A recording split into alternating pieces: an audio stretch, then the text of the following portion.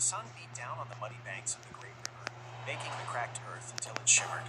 In the cool, murky water, a large crocodile named Quito lay almost perfectly still, only his knobbly eyes and the tip of his snout breaking the surface. He was a patient hunter, a master of stillness, and the river was his kingdom. Quito had seen many seasons pass along these banks.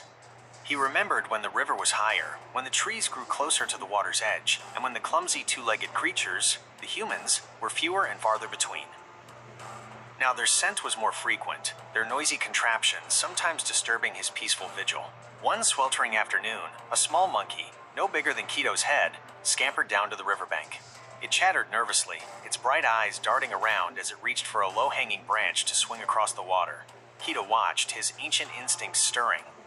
This was an opportunity. With barely a ripple, Quito began to move. His powerful tail sculled silently through the water, propelling him forward with deceptive speed. He kept his eyes fixed on the monkey, his body a submerged log drifting closer. The monkey, engrossed in trying to reach the branch, didn't notice the danger lurking beneath the surface. Its small hand stretched out, its focus entirely on the green leaves just out of reach. Just as the monkey's fingers brushed the leaves, Quito struck.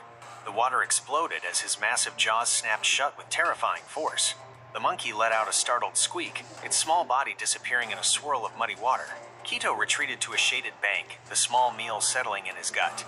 He was a creature of instinct, driven by hunger and the ancient rhythm of the river. Life was a simple equation: wait, hunt, eat, survive. But today, something felt a little different. As he rested, he noticed a small, brightly colored bird fluttering near his snout. It chirped insistently, hopping closer and then darting away. Quito, usually indifferent to such creatures, found himself watching it with a strange sort of curiosity. The bird suddenly hopped onto Quito's snout, pecking gently at a piece of dried mud that clung there.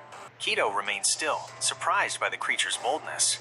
He felt no urge to snap at it. The bird continued its work, its tiny beak scraping away the mud. After a few moments, it flew off, chirping its farewell.